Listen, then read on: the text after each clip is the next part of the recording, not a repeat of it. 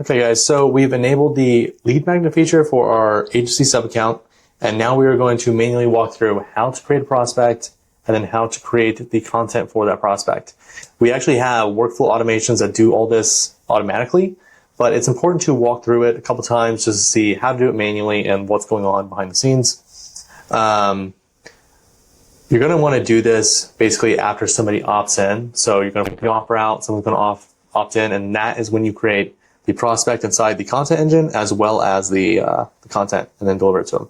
So I'm going to start out. I am in my agency sub account. I am in the lead magnets tab, and I'm going to go ahead and hit add prospect.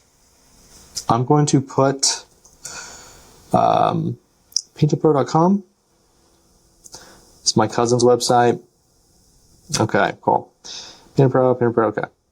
Now guys, it says optional to create to add the prospect email, but it's actually very important to add the prospect email because you either pass through the prospect ID or the prospect email into the landing page, the funnel page that has the delivery mechanism for your prospects. It's much easier to just pass in their email than to track down the prospect ID and all that through our system. It's easily known, easily pass through. I just always recommend please pass through the prospect email. It makes this so much easier. Okay, so gonna hit create prospect, and what this does is it's gonna go and hit their website, and it's gonna learn their brand colors, like their brand description, all that, their name, logo, etc., and basically get a nice like branding profile for us to create the content from. So should be done here in like the next couple seconds. There we go, it's done. Okay, cool. Now I'm going to click into it and check it out. Going to go to the branding tab, and this all looks correct. The logo and colors look correct, and target audience. Okay, guys, always make sure the logo and the primary and secondary color is correct.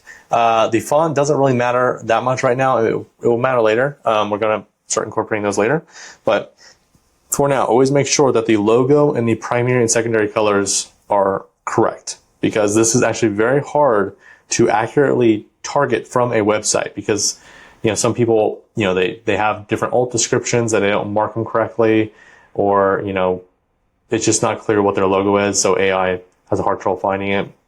And the primary colors, as like people use random colors on the website, maybe one primary color, secondary color is hard to determine.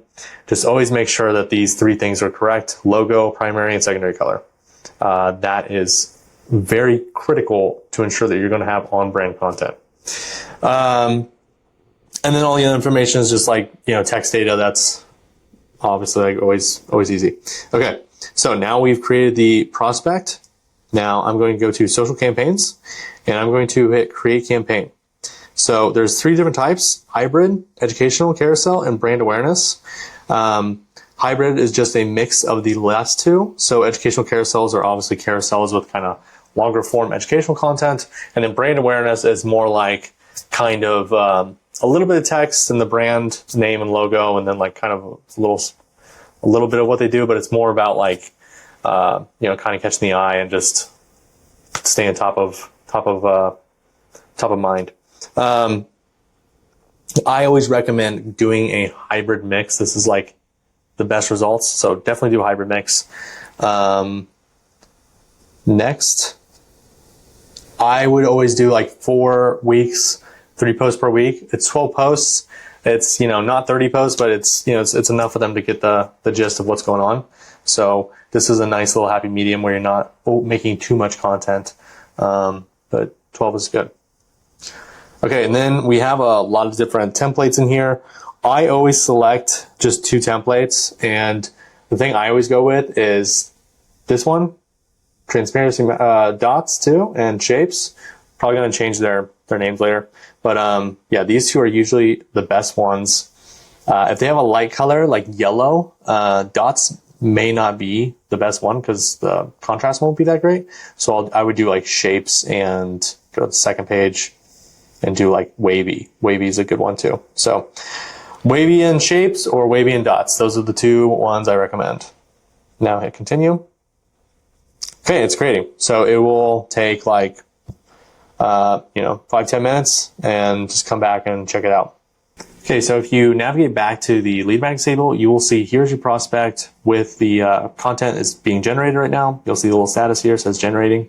I actually already have this company with content already made, so I'm just going to go ahead and view that instead of waiting. Cool. And as you see, yeah, there it is. It's the same templates we use as well. It has the content, the educational carousels, as well as the brand awareness post here. As you see, everything is on brand. Looks really good. Look at that. That's a great brand awareness post right there.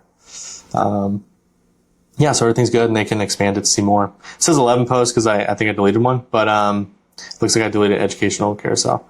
But yeah, this looks all good. So now this is ready to be delivered to the client. We're going to show you how to do that. This is actually an embed that goes into the funnel. That's what you're looking at right here. It's just it's going to be embedded into the final funnel page.